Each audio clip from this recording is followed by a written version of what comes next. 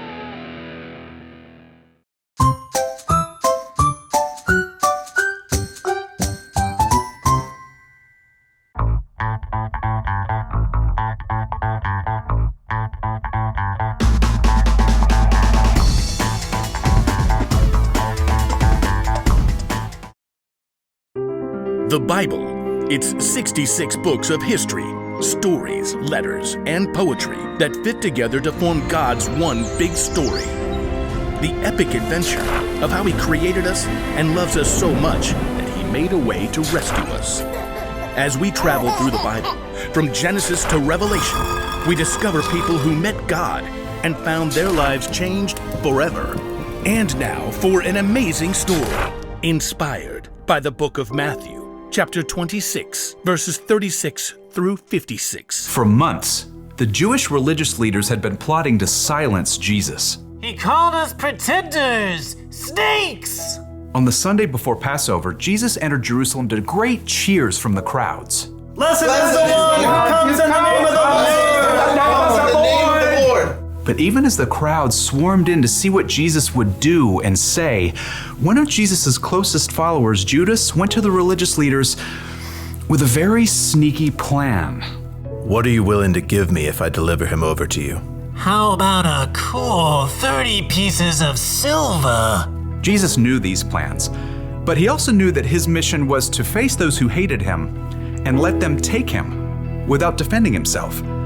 He prepared his closest friends for this during a Passover meal, and then afterwards led them out of the city toward the Mount of Olives. Judas had already left them. In a little while, you will no longer see me. Then after a little while, you will see me. I came from the Father and entered the world. Now I am leaving the world and going back to the Father. The air cooled as the evening darkened. This very night, you will all turn away because of me. Peter, the most outspoken of Jesus' friends, quickened his step and tightened his hand on the sword he was carrying. All the others may turn away because of you, but I never will. What I'm about to tell you is true. It will happen tonight. Before the rooster crows, you will say 3 times that you don't know me. I may have to die with you, but I will never say I don't know you. Me too. Same. By the time Jesus and his friends reached the Garden of Gethsemane, they were exhausted. Sit here while I go over there and pray. As the other disciples settled in on the cold, rough ground, Jesus took Peter, James, and John along with him to a grove of ancient olive trees. The weight of what was coming pressed down on him. My soul is very sad. I feel close to death. Stay here. Keep watch with me. We're here for you. We got this. Prayers. The three friends found seats among the knotted tree roots, and Jesus went on a little further. Then suddenly, he fell down on the ground, face first into the dirt. Words poured out from deep inside. My Father, if it is possible, take this cup of suffering away from me. But let what you want be done, not what I want. After a short time, Jesus returned to his friends. They had all fallen into restless sleep. Jesus touched Peter's arm.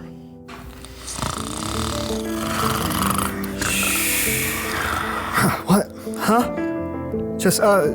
We're just praying. Couldn't you men keep watch with me for 1 hour? Watch and pray. Then you won't fall into sin when you are tempted. The spirit is willing, but the body is weak. We'll stay awake this time. Got you covered. Again, Jesus threw himself down to pray. His pain was so deep, blood and sweat beaded on his forehead. My Father, is it possible for this cup to be taken away?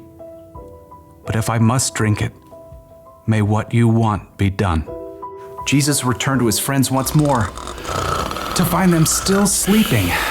The agony in his spirit forced Jesus to lay his heart out to God once more. He prayed the desperate words again, begging God to take away what was coming, and at the same time, revealing his complete trust in God's plan.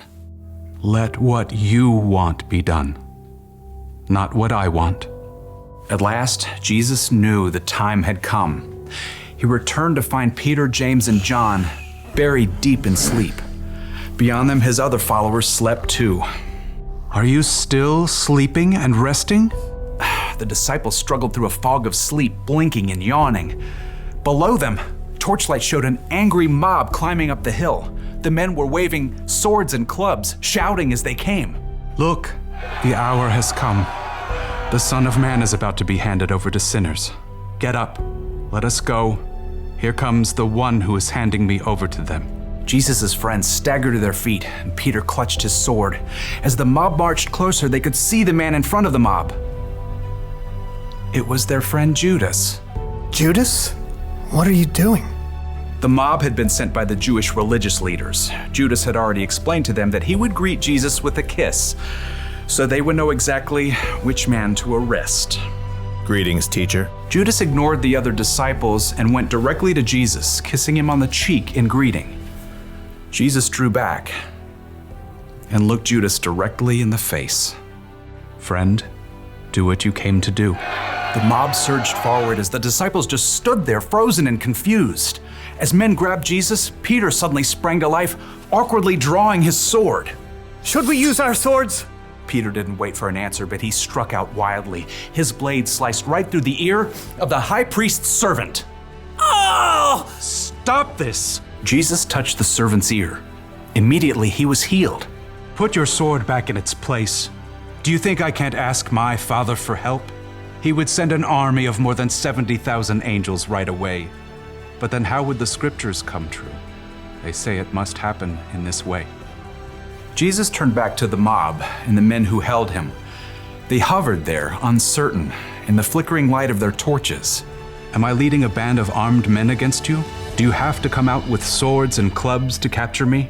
Every day I sat in the temple courtyard teaching, and you didn't arrest me. But all this has happened so that the words of the prophets would come true. No one could respond to Jesus. Instead, they arrested him and led him away. And his friends who said they'd be with him through anything ran away.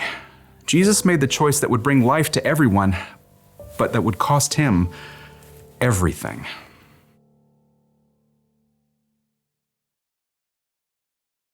Wasn't that an awesome lesson that we learned here today, boys and girls? The people arrested Jesus and took him away. Jesus' friends ran away. Jesus had chosen a path of humility that would bring life for everyone, but one that would cost him everything. When he was praying, he asked if it could all go away. But in the end, he gave up what he wanted for the sake of God's bigger plan. He chose to put us first when he allowed himself to be arrested, and eventually when he died on the cross for our sins. Jesus put us first. We can choose to follow his example today. The bottom line for today's lesson is to put others first. Put others' needs above your own. And with God's help, we can choose to put others first. My name is Stanton Cook, and we're glad you joined us today, and we hope to see you next week. God bless.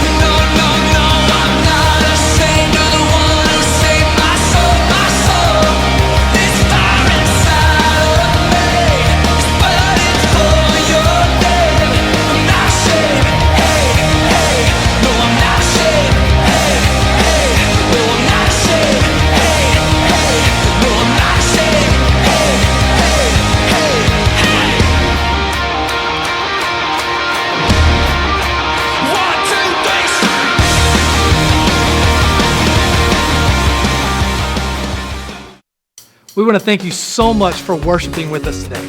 We want to remind you to stay closely connected to all of our social media accounts. And as always, every Monday, Wednesday, and Friday, we'll see you right here on the Genesis Kids Show. Until next time, I'm Pastor Tim, and we'll see you later.